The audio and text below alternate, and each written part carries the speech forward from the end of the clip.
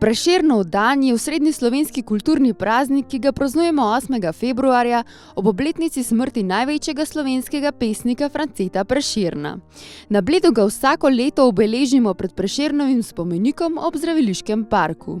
To je zelo lepa prireditev, prav je, da se spomnimo tudi dnevov naše osamosvojitve.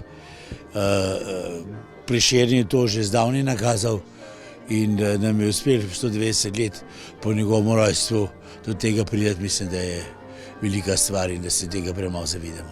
France Prešeren je simbol slovenske poezije, vendar pa je na Bledu pustil prav poseben pečat, ki nas spremlja v vsakdanjem življenju. To nam pojasni blejski župan Janez Fajfar. Prav zato, ker je Prešeren Bled razpoznal kot podoba raja in to je tudi danes slogan Imago Paradisi, to pomeni podoba raja, latinski, tako da ne bi vsi na svetu to razumeli. Raj seveda ni tako enostaven, kot je na prvi pogled, ampak še vedno upam, če se zamislimo in če zapremo oči in jih spet odpremo, vidimo, da je res raj in je tako ostane. Jaz mislim, da je to eden osrednjih praznikov slovenstva, kulturen praznik, ne? In je skrival v sebi veliko simbolov, ne? In poudarja našo prvobitnost in samostojnost, avtentičnost. In se mi zdi, da je res to lepo, da je tudi povezano na nek način s Prešernom. Če beremo njegove poezije, je to res nekaj enkratnega. Vsak, ki ima rad slovenski jezik, ki ljubi lepo besedo, bi mogel uživati tudi v našem delu.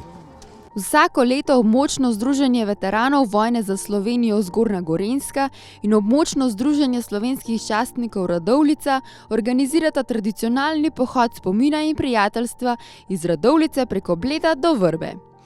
Na Bledu se pohodniki udeležijo občinske proslave in nato nadaljujejo pohod. Startamo v Radovljici, gremo do najstarejšega spomenika v Sloveniji, to je tukaj na Bledu, in potem nadaljujemo pot do Vrbe.